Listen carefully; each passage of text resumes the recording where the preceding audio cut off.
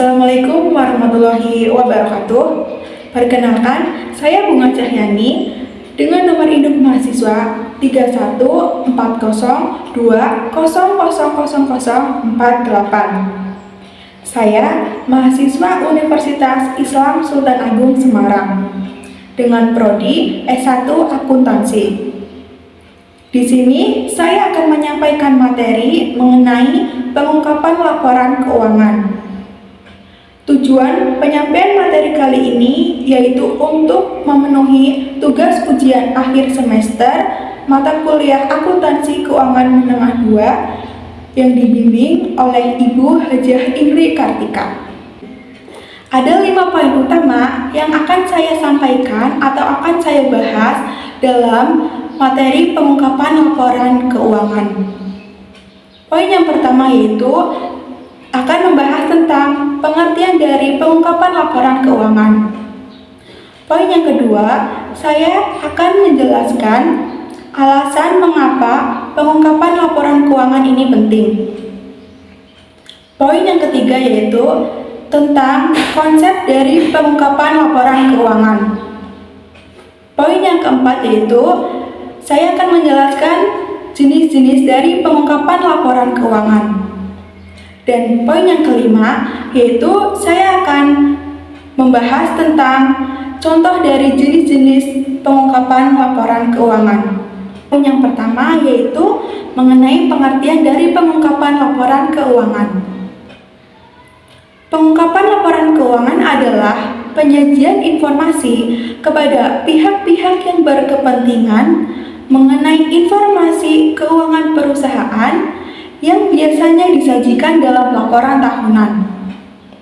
Dalam pengungkapan laporan keuangan, tidak hanya berisi tentang laporan keuangan saja, namun ada hal lain yang wajib diungkap dalam pengungkapan laporan keuangan ini. Secara teknis, pengungkapan laporan keuangan merupakan merupakan langkah akhir dalam proses akuntansi, yaitu penyajian dalam bentuk seperangkat penuh laporan keuangan. Poin yang kedua yaitu alasan mengapa pengungkapan laporan keuangan ini penting. Pengungkapan laporan keuangan ini penting alasannya. Yang pertama yaitu karena terdapat ketidakpastian sesuatu di masa mendatang. Jadi, pengungkapan keuangan ini bisa mengurangi ketidakpastian tersebut. Alasan yang kedua yaitu pemakai laporan keuangan eksternal tidak memahami kondisi internal perusahaan. Yang memahaminya pastinya hanya pihak internal saja.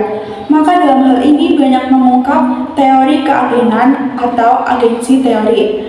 Teori ini artinya bahwa perusahaan tidak dikelola oleh orang yang sama dengan pemilik dananya.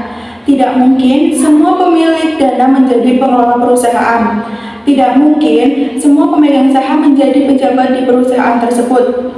Dalam hal ini, ada kemungkinan pejabat atau pihak-pihak perusahaan tidak memberikan hal yang terbaik untuk stakeholdernya atau pihak eksternal. Apalagi kepentingan pihak eksternal ini berbeda-beda. Yang termasuk dalam pihak eksternal itu ada pemasok, pelanggan, kreditor, dan lain-lain. Karena dalam hal ini perusahaan tidak tentu memberikan hal yang terbaik untuk kepentingan eksternal atau stakeholder. Itulah sebabnya bisa jadi laporan keuangan disajikan tidak mengabarkan secara real kondisi perusahaan yang sebenarnya. Oleh karena itu, perlu pihak eksternal untuk mengaudit perusahaan. Yang mengaudit ini akan memberikan jaminan bahwa laporan keuangan tidak mengandung salah saji material. Alasan yang ketiga yaitu tidak semua informasi dapat disajikan dalam laporan keuangan utama. Kita itu melaporkan laporan laba rugi, neraca, ekuitas, dan lain-lain itu formatnya sudah pasti. Jadi, di sini tidak mungkin dijelaskan lagi akan menggunakan metode-metode apa saja. Maka, harus disajikan tersendiri dengan mengungkap laporan keuangan. Alasan yang keempat yaitu memberikan informasi yang bermanfaat bagi investor, kreditor, dan pemakai lainnya dalam mengambil keputusan secara rasional. Alasan yang kelima yaitu memberikan informasi untuk membantu investor, kreditor, dan pemakai lainnya dalam menilai jumlah pengakuan tentang penerimaan kas bersih. Hal ini pastinya itu tentang laporan arus kas. Alasan yang keenam yaitu memberikan informasi tentang sumber-sumber ekonomi suatu perusahaan. Ini pastinya tentang neraca. Alasan yang ketujuh yaitu menyediakan informasi tentang hasil usaha atau performance keuangan suatu perusahaan selama satu periode. Ini pastinya tentang laporan laba atau rugi. Alasan kedelapan yaitu menyediakan informasi yang bermanfaat bagi manajer dan direktur sesuai kepentingan pemilik. Alasan yang kesembilan yaitu untuk membandingkan antar perusahaan dan antar tahun. Untuk menyediakan informasi mengenai aliran kas masuk dan kas keluar di masa mendatang. Dan alasan yang ke-10 untuk membantu investor dalam menetapkan return dan investasinya. Poin yang ketiga yaitu tentang konsep pengungkapan laporan keuangan. Hendrickson 1992 mengungkapkan bahwa terdapat 3 konsep yang umum dalam pengungkapan. 3 konsep ini yang pertama yaitu pengungkapan yang cukup atau adequate disclosure. Adequate disclosure ini adalah pengungkapan minimum yang dinyatakan oleh peraturan yang berlaku, di mana angka-angka yang disajikan dapat diinterpretasikan dengan benar oleh investor. Konsep yang kedua yaitu pengungkapan yang wajar atau fair disclosure. Fair disclosure adalah pengungkapan yang secara tidak langsung merupakan tujuan etis agar memberikan perlakuan yang sama kepada semua pemakai laporan keuangan dengan menyediakan informasi yang layak terhadap pembaca potensial. Konsep yang ketiga yaitu pengungkapan yang penuh atau full disclosure. Full disclosure adalah pengungkapan yang mengimplikasikan penyajian dari seluruh informasi yang relevan. Poin yang keempat yaitu jenis-jenis pengungkapan laporan keuangan. Ada 2 jenis pengungkapan laporan keuangan.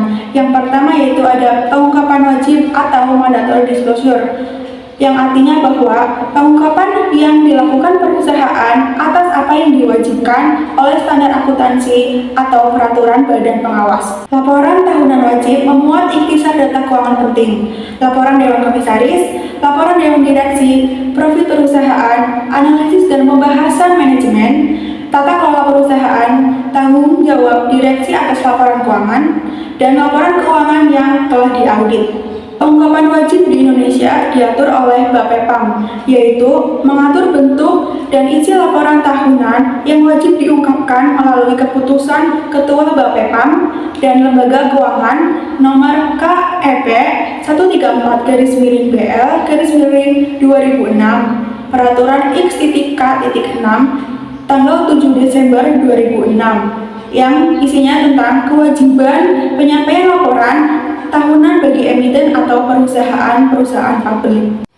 Dan yang kedua yaitu ada pengungkapan sukarela atau voluntary disclosure, yang artinya bahwa pengungkapan informasi yang dilakukan secara sukarela oleh perusahaan tanpa diharuskan oleh peraturan yang berlaku atau pengungkapan melebihi yang diwajibkan. Pengungkapan sukarela ini belum ada peraturannya karena pengungkapannya bersifat sukarela, sehingga perusahaan bebas memilih jenis informasi yang akan diungkapkan, yang dipandang manajemen relevan dalam membantu pengambilan keputusan. Poin yang kelima atau poin yang terakhir yaitu ada contoh dari jenis pengungkapan wajib dan pengungkapan sukarela. Contoh jenis pengungkapan wajib itu ada 22 item. Nah, yang nomor 1 sampai 14 itu merupakan elemen dalam laporan keuangan. Nah, yang nomor 15 sampai 22 tersebut yang isinya tentang rasio-rasio akan memudahkan investor untuk mengambil keputusan tanpa menghitung sendiri. Meskipun investor ini mempunyai analisis keuangan tersendiri. Contoh dari pengungkapan wajib yaitu sebagai berikut.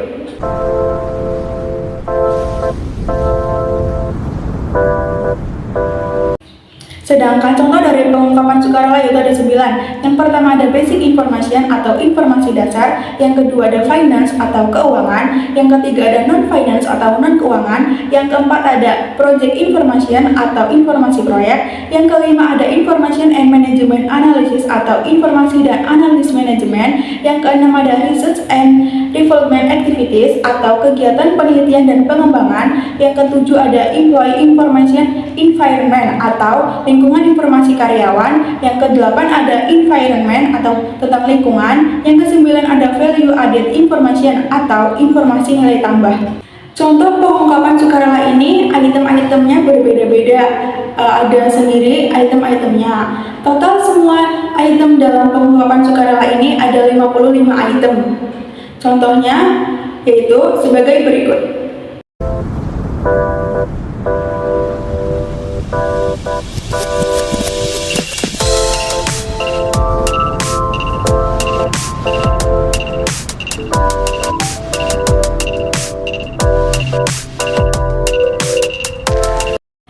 Sekian dan terima kasih penyampaian materi kali ini. Kurang lebihnya mohon maaf. Wassalamualaikum warahmatullahi wabarakatuh.